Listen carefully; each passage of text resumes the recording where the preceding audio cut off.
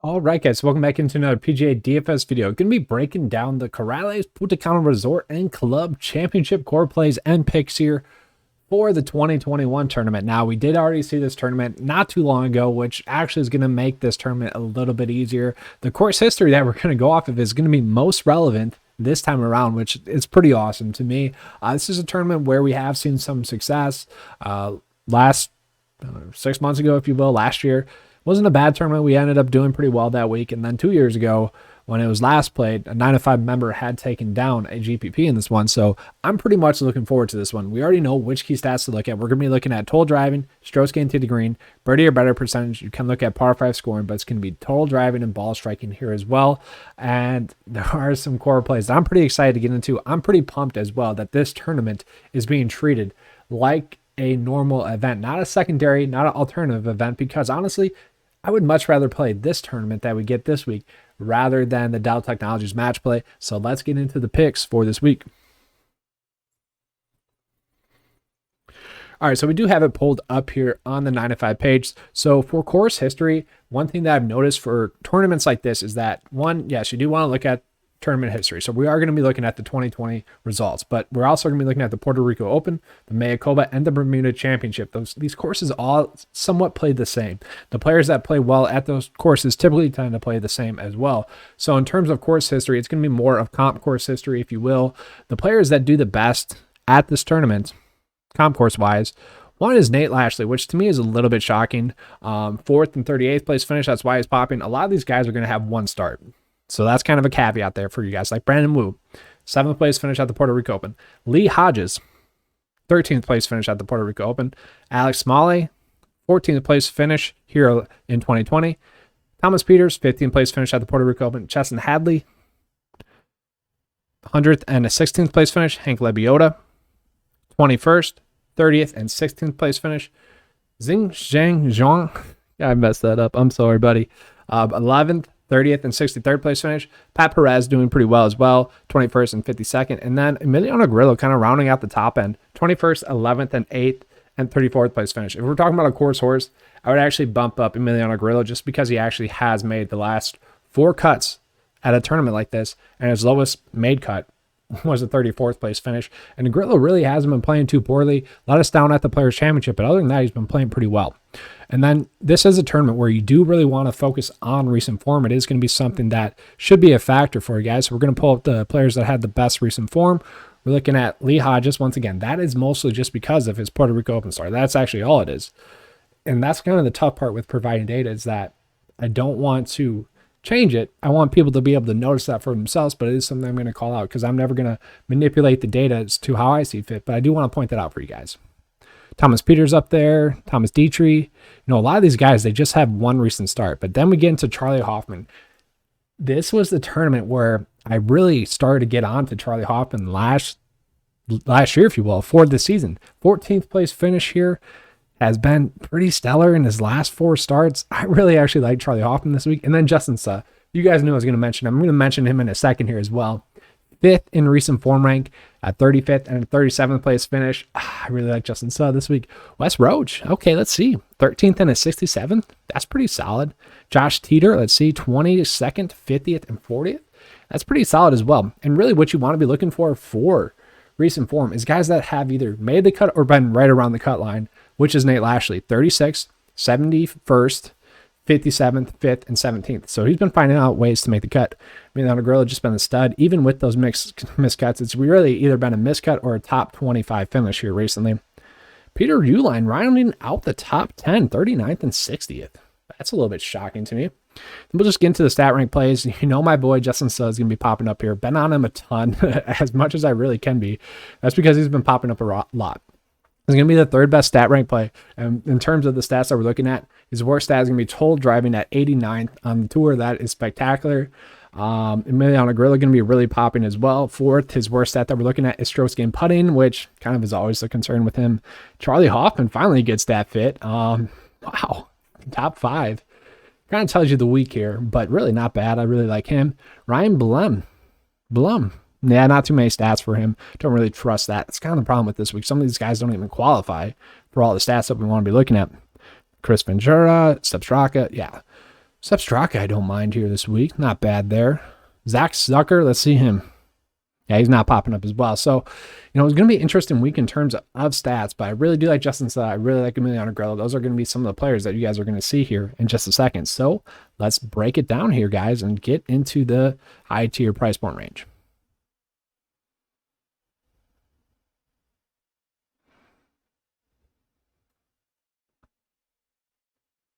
All right, so I'm fine with Thomas Peters. I'm fine with those guys. If you guys end up on them, I'm fine with that. But the one I want to start out with is going to be Emiliano Griller. He really is just kind of the best pick, I think, in this tournament. Once again, going back to the comp course and course history, 21st, 11th, 8th, and 34th place finish. Really tough to beat that. His only kind of hit on him is his recent form. Miscut the Players, 21st, 11th, miscut the Genesis Invitational, Waste Management made cut, Farmers miscut, and Max made cut, Sony Open made cut. So, given the class of the field, I totally expect him to make the cut. He has an 81% chance to make the cut this week, so I really don't mind him as a pick. And then Charlie Hoffman as well. If you can afford to pay up for either of these two, or maybe both of them, I think that you should do it. 14th place finish here last year, 46 at the Macoba, and the Bermuda he did struggle at. He missed the cut. But we look at his recent form. Once again with Charlie Hoffman, it's been, when he's healthy, this guy has been a stud. He had a withdrawal 2 straight events. Then he missed the cut at the Waste Management Phoenix Open, 7th at Pebble Beach, 52nd at the Genesis Invite, and then a 10th and a 17th place finish. Top 5 stat fit. There's no reason that we shouldn't be playing Charlie Hoffman this week, other than the fact that we might be a little bit worried about him potentially withdrawing once again. Then Nate Lashley, he is popping up. Not the best stat rank play, 33rd, but in the field, that's really not too bad. Recent form, he has been finding out ways to make the cut. 5 straight made cuts. 4th place finish here in 2020, 38th place finish at the Bermuda, or at the Macoba. Yeah, I'm fine with him as a pick there at that price point, but that's really it, guys. I don't want to force it too much. If you end up on Johnny V, you do. He missed the cut here, which was actually kind of shocking, but now he's been playing well once again. 30th at the Honda, 61st at the Players, which I really didn't expect him to make the cut at the Players. 2nd place finish at the Puerto Rico Open, 50th at the Pebble Beach, top 12 stat rank play. If you end up on him, you end up on him. Not going to talk you off of it. I wish he was a little bit cheaper, though. Would be much easier to consider him as a play this week if he was. Now we're going to drop it down into the low tier. And just once again, guys, just terms of the Dell Technologies Match play. This is how you already should be breaking it down. Kind of bracket it in the high tier, mid tier, low tier, and value tier. So we kind of already do that. Just kind of throwing that out there for you guys. But looking at it, Justin Suh, guys, it's tough for me not to play Justin Suh this week. Top 3 stat rank play once again. We look at his stats. 39th in ball striking, 89th in total driving, 27th in strokes gained tee to green, 2nd in strokes gained approach, 14th in bogey or better percentage, and 7th in strokes gained putting. We look at his scoring before the cut, top 30 in that as well. So all signs point to him making the cut this week. 2 straight made cuts comp course wise. 3 straight make cuts on tour. If we were really good about Justin Suh, he has a strong likelihood to make the cut here as well.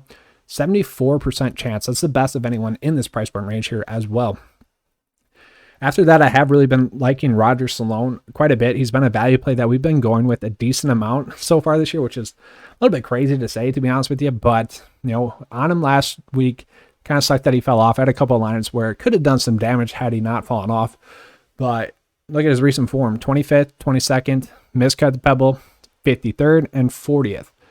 So 4 out of 5 made cuts. That's pretty solid. We look at his stat rank, top 16 stat rank play. Wish that was a little bit better, but overall he ranks 11th in the model. Has a little bit of hit or miss with the comp course history. Miscut, 22nd, miscut, and 16th. So the upside's there with him, but also is going to be a little bit of a worry there with him. Risk reward play, I'm perfectly fine with that. That's kind of been this price point range really throughout the whole season. Then we look at Bryce Garnett. So Bryce Garnett, another very interesting play. He's a guy that typically does play well at events like this. Honestly, if we kept going back, he would probably be the best comp course history player here. 61st place finish here last year, 5th, 32nd, and 21st. He just tends to play well at these easier courses, okay? He's the top 18 stat rank play, top 13 in the model. He's made 2 out of his last 3 cuts as well, which Honda Classic played more difficult, so good for him for making that cut. Miscut at the Players, didn't really expect him to make the cut, and then a top 5 at the Puerto Rico Open. So all signs pointing to Bryce Garnett being a casually decent play. Then I do want to mention Chase Seifert here as well. He has been playing some pretty decent golf as well. 4 out of his last 5 made cuts on tour. He's made 3 straight cuts comp course wise here. 41st place finish in 2020, 15th at the Puerto Rico Open, 59th place finish at the Mocoba, top 20 stat fit. But this is where it really starts to fall off, guys. His best stat is strokes gained approach, where he's 30th. Everything else is 80th or worse. So that really kind of tells you the full picture of this field this week. But still, we do want to chase recent form. So we are going to chase Seifert there. Wow. I know you guys like that. That was great. You know, you say that one in the office when you're talking over your outright betting card. And speaking of which, hit Matt Jones last week at 70-1, which is pretty awesome. I don't know why I haven't been hyping that up at all. What the heck? Yeah, go us. 71 Matt Jones on the betting card. People tend to do that. I don't always agree with it, but hey, whatever. There we go. So let's just look at it here. So Adam Shank, once again, kind of like Bryce Garnett, he's a similar player who typically does play well at events like this. Top 25 in the model. Not the best recent form, but kind of like Bryce Garnett. If you're playing Bryce Garnett, you should be playing Adam Shank as well. Similar recent form, similar course history, similar stat fit. You know, he's a little bit cheaper, so if you want to drop down to him, you can. I'm perfectly fine with him as a pick at this price point. Let me look at Peter Uihlein. So top 14 stat fit, you know, recent form, really only factoring in 2 recent made cuts, but that's not bad. We look at comp course wise, miscut here in 2020, and then 2 made cuts, top 40 finishes. I'm fine with Peter Uihlein as a pick. I just don't think he's someone we should go out of our way to play. Then Camilo Villegas, did he find something in his game last week? Because if he did, he's going to be a fine play at this price point. That's going to be up for you guys to figure out. I don't know if I really trust it, but we are going to have to dive down and start to find some of these, I guess, cheaper value price point plays. We might just have to go a little bit lower than that to someone like Pat Perez, who we were on last year at this tournament with that 21st place finish. I believe he was a core play that week. I don't know if I can end up on him as a core play again, but 21st place finisher last year, 52nd at the Mocoba. We look at the stat rank, 31st, which, given his price point, that's fine. You know, recent form, a little bit hit or miss, but he's been finding ways to make cuts, I guess, if you will. You know, given his price point, PGA Tour player, he should easily be able to make the cut. You know, we fully expect Pat Perez to make the cut. It's just what can he do from there is really what you're trying to figure out. But if you just want to make cut, I definitely get him as a pick at that price point range. I don't really want to mention Rob Oppenheim after he let me down last week, but I don't know, call it trusting your gut. I kind of like him. 7.3 does seem like a lot to pay out for him. Miscut at the Honda there. 7th at the Puerto Rico Open. 39th at Pebble Beach. You know, he's been one of those guys, other than last week, where he has been kind of right around the cut line. So he hasn't been horrible. Top 28 stat fit. 33rd place finish in 2020. 7th at the Puerto Rico Open. I'm fine with him as a pick. Not someone I would want to go out of my way to play, but if you end up on him, you end up on him, and I'm perfectly fine with that. Vincent Whaley was a min-price made cut for 9-5 last week. This guy has been finding ways to make cuts, and we look at the comp course history. 3 straight top 30 finishes, which is spectacular. He's made 3 straight cuts in a row on tour. I actually don't mind him as a pick. And this is one of those ones where I want to take a deeper dive here and actually pull up the specialist page here, pull up Vincent Whaley to see kind of how he's been doing over the last 4 starts, if you will. So we'll pull up Vincent Whaley here on that specialist page here on 9-5 Sports. Give it some time to load. It does take typically a second longer here when I'm recording videos. There we go. I mean, it's got a lot of data going in there, guys. It's a nice, useful tool. So, yeah, I just want to look at, I guess, last 15 weeks, if you will. And then we'll sort it by his made cuts here. Actually, we'll just scroll down here. So, really not bad, I guess, if you see it. I mean, so birdie to bogey ratio, top 67 on tour, 34th in birdie or better percentage. Strokes gained putting, 65th. Strokes gained approach around the green, 58th. Pretty solid there. Strokes gained to the green, strokes gained off the tee. Strokes gained total, 53rd over his last 4 events. That's spectacular. And I actually want to look at some of my other stats here real quick, just while I have it pulled up. Effective drives gained, effective total driving, and effective ball striking. We'll just look at accuracy too while we're at it. Why not? Okay, so the accuracy has been a little worrisome with him, but this is more of a strokes gained tee to green type of tournament. So we'll look at effective total driving, 51st, and then effective drives gained, 62nd. So overall, You know, if you factor in his recent events, would grade out a little bit better as a stat fit. Oh man, did I just talk myself into Vincent Whaley as a pick? I think I might have, guys. Uh-oh.